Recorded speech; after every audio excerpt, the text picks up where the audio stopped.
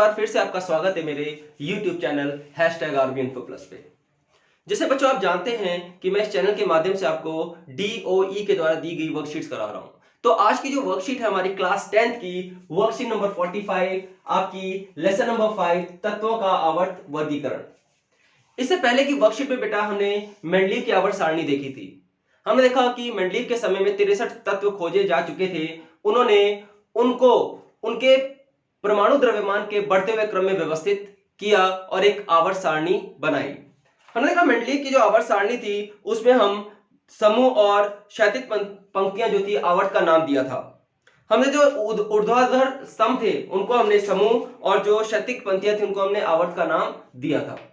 आज बच्चों हम जो करने जा रहे हैं वो हम मेंडलीव की उपलब्धियां और सीमाओं के बारे में चर्चा करेंगे।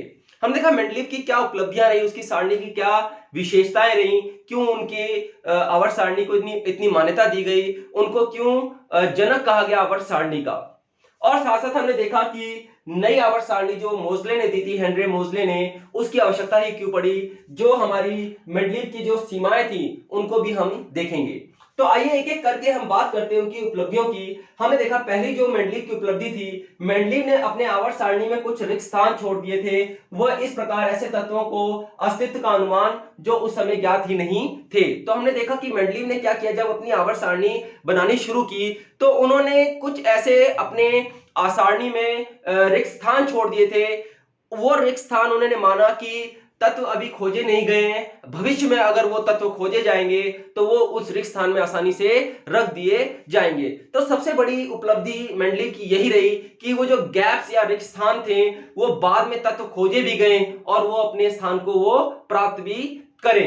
तो हमने देखा कि जैसे उन्होंने रिक्त स्थान, उन्होंने तत्वों का जो नामकरण भी कर दिया।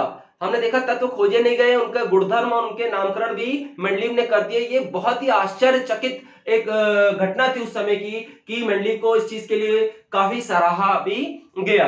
उन्होंने हमने देखा जैसे एका बोरॉन नाम दिया स्कैंडियम को। स्कैंडियम तत्व उस वक्त खोजा नहीं गया था, तो बोरॉन से मिलती जुलती उनके गुणधर्म के कारण उनको नाम दे दिया एका बोरॉन।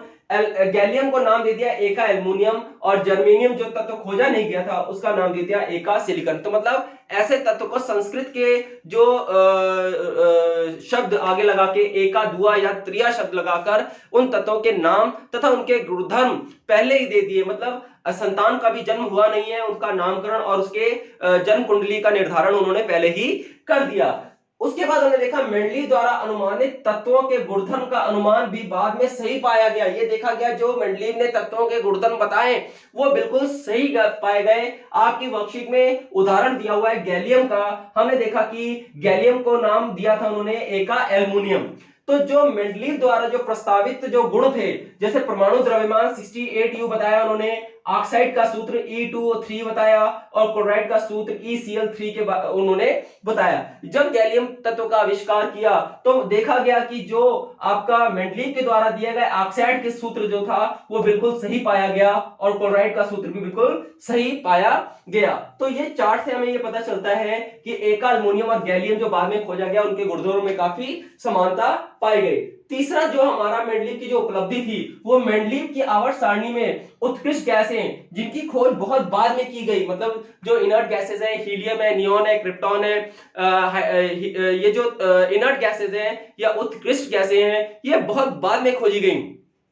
तो वो पीरियोडिक टेबल को बिल्कुल आसानी से क्या हो गए, उनमें बिना किसी व्यवस्था को छेड़े बिना आसानी से रखा जा सका। तो मेंडलीव की आवर्त सारणी में उत्कृष्ट गैस जिनकी खोज बाद में हुई को भी पिछली अवस्था को बिना छेड़े हुए समूह को आसानी से रखा गया। तो ये तीन आपकी जो उपलब्धियां मेंडलीव की उनको काफी सराहनीय कार्य उनका योगदान माना गया। अब सीमाओं की बात करते हैं कि मेंडलीव की सीमाएं क्या थी, उनकी कमियां क्या थी।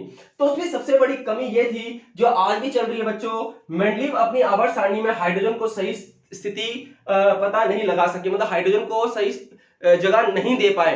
वो आज भी हमने देखा कि अगर आप हेनरी मोजले का मॉडर्न पीरियोडिक टेबल या आधुनिक आवर्त सारणी में देखते हैं तो हाइड्रोजन को एक अलग बॉक्स दिया गया, अलग स्थान दिया गया है। उसका कारण हमने देखा, उसका कारण यह है कि आपकी वर्कशीट में दिया हुआ है कि मेंडलीव अपनी आवर्त सारणी में हाइड्रोजन की सही स्थिति का पता नहीं लगा सकी। ये क्वेश्चन भी आपके, क्योंकि हाइड्रोजन के गुणधर्म क्षारीय धातुओं वह हेलोजन दोनों से मिलते हैं, मतलब वो हाइड्रोजन इलेक्ट्रॉन त्याग भी कर सकता है, हाइड्रोजन इलेक्ट्रॉन ग्रहण भी कर सकता है, वो साझेदारी भी कर सकता है।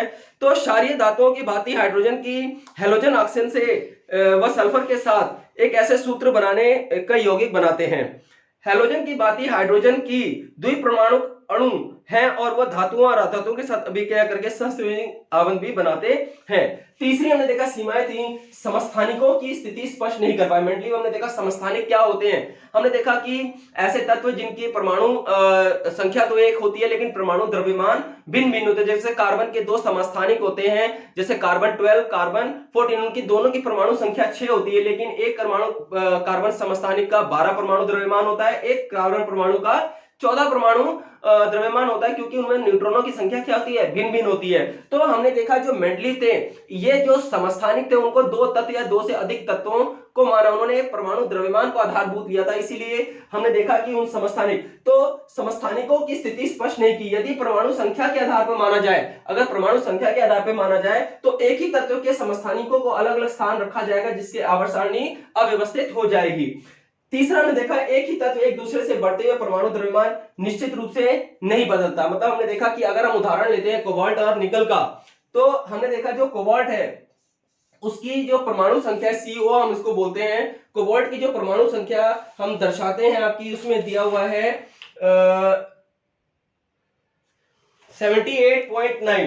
कोबाल्ट की परमाणु संख्या आपकी दी हुई है 58.9 और जो निकल की परमाणु संख्या दी हुई है आपकी दी है 58.7। तो हमने देखा अगर हम आवर्त सारणी आपकी बुक में देखते हैं, आवर्त सारणी ये जो मॉडर्न पीरियड टेबल है उसकी हम अगर चर्चा करते हैं तो कोबाल्ट को पहला रखा गया और निकल को बाद में रखा गया। लेकिन अगर हम मेंडलीव की बात करते हैं कि बढ़ते हुए परमाणु द्रव्यमान के आधार पे तत्वों को व्यवस्थित करना, तो निकल पहले आना चाहिए और कोबाल्ट बाद में आना चाहिए। लेकिन ये देखा गया कोबाल्ट के जो ऊपर वाले उसके तत्व थे उनसे गुणधर्म मिलते थे और निकल के उनके ऊपर वाले से, तो कोबाल्ट को उन्होंने पहले और निकल को, तो ये वाले जो एक ही तत्व एक दूसरे से बढ़ते हुए परमाणु द्रव्यमान निश्चित रूप से नहीं बढ़ते हैं, तो ये भी इनकी एक बड़ी सीमाएं रही हैं। तो आज की जो वर्कशीट बेचा चलते चलते हम इनकी क्वेश्चन आंसर्स भी डिस्कस कर लेते हैं। क्वेश्चन आंसर आपको बच्चों वर्कशीट में सारे आपको मिल जाएंगे, बड़े आसान है, इनको डिस्कस करने की आवश्यकता भी नहीं है।